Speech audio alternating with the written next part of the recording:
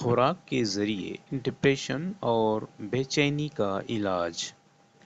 موجودہ دور میں ذہنی امراض جیسے ڈپریشن اور بے چینی عام ہوتے جا رہے ہیں۔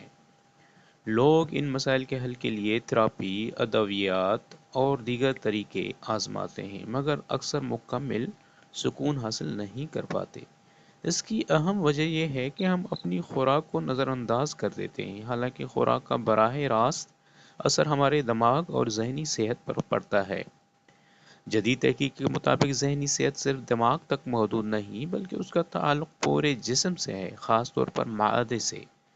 انسانی آنتوں میں موجود نظام جسم کا ایک اہم حصہ ہے، جو تقریباً 90% سیروٹونین پیدا کرتا ہے، جو خوشی اور سکون کا ہارمون ہے۔ اگر ہماری خوراک غیر متوازن ہو، جیسے زیادہ چینی، فاسٹ فوڈ اور پروسیسڈ اشیاء، تو یہ جسم میں سوزش پیدا کرتی ہیں، جو ڈپریشن اور بے چینی کو بڑھاتی ہیں۔ ڈپریشن کو عموماً کیمیائی عدم توازن سمجھا جاتا ہے، لیکن ماہرین کے مطابق یہ جسم میں سوزش کا نتیجہ بھی ہو سکتا ہے۔ غیر صحت مند غذائیں اس سوزش کو بڑھاتی ہیں، جبکہ قدرتی غذائیں جیسے سبزیاں، پھل، مچھلی اور خشک میوہ جات اسے کم کرتی ہیں۔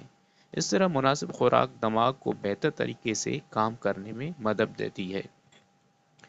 ذہنی سکون کے لیے ضروری ہے کہ ہم اپنی خوراک میں فائبر، اومیگا 3، وٹامنز اور معدنیات شامل کریں۔ روزانہ سبز پتوں والی سبزیاں کھانا، رنگین سبزیوں کا استعمال، ہفتے میں 2 بار مچھلی اور خشک میوہ جات کا استعمال ذہنی صحت کو بہتر بناتا ہے۔ یہ سب چیزیں نہ صرف جسم بلکہ دماغ کو بھی طاقت دیتی ہیں۔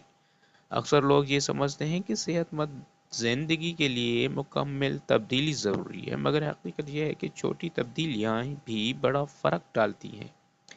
مثال کے طور پر روزانہ ایک سبزی کا اضافہ، چپس کے بجائے پھل کھانا یا پانی کا زیادہ استعمال، یہ معمولی عادات وقت کے ساتھ ذہنی سکون میں نمایاں بہتری لاتی ہیں۔ آخر میں یہ کہا جا سکتا ہے کہ خوراک ذہنی صحت میں بنیادی کردار ادا کرتی ہے۔ یہ تھراپی یا ادویات کا متبادل نہیں، بلکہ ان کے ساتھ مل کر بہتر نتائج دیتی ہے۔